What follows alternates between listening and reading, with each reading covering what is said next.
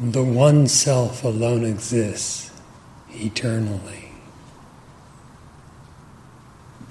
Thus Sri Bhagavan declared the supreme truth, the reality as it is,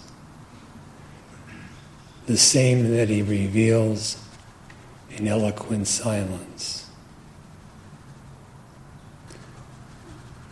Consider deeply its significance.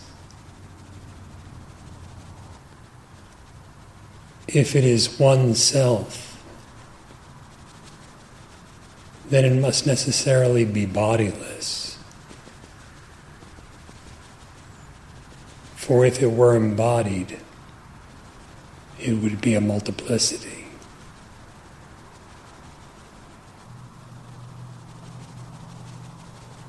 If you are not the body, what are you?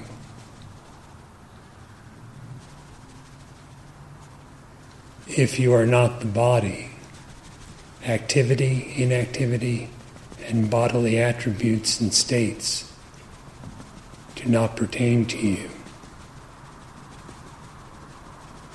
What then are you?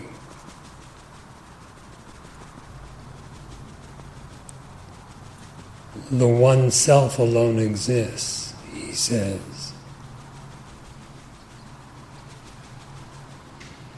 It exists.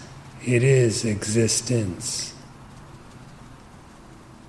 Bodiless, birthless, imperishable, undivided, undifferentiated existence.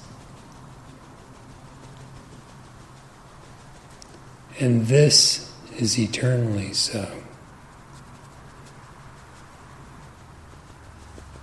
It is to be realized within.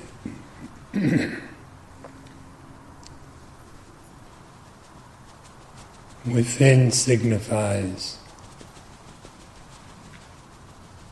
non-objective vision.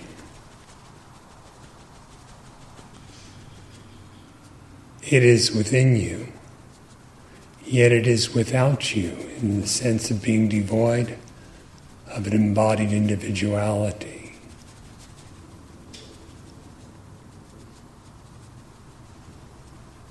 That which actually exists always. That which does not exist always does not actually exist at all.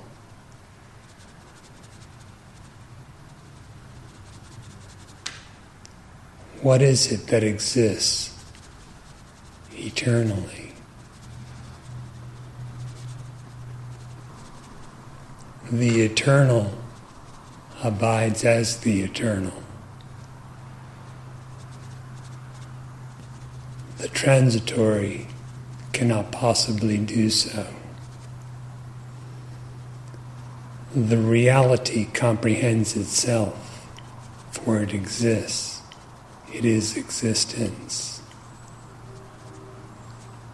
The unreality, being utterly non-existent, cannot possibly do so.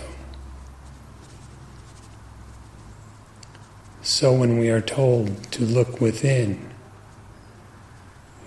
what? It is not meant that the self is contained within another self.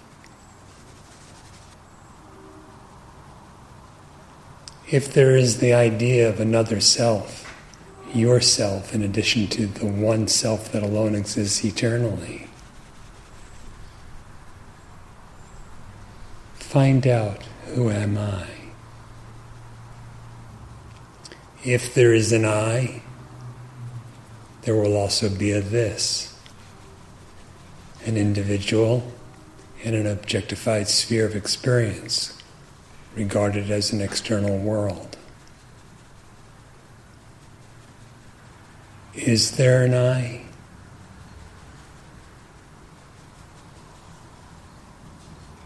Who has ever seen the I?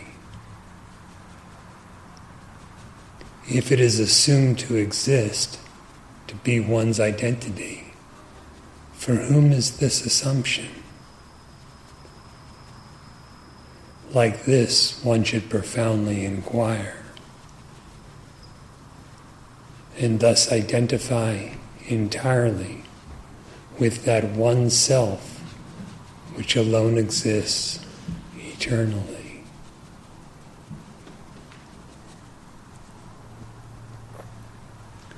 Is there any thought that is eternal?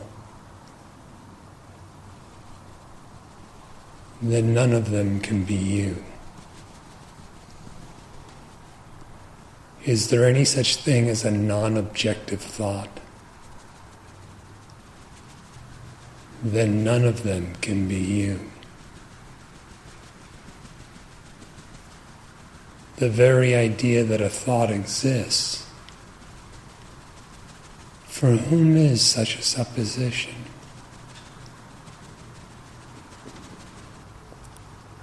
Duality or differentiation is a product of imagination. What is the source of imagination?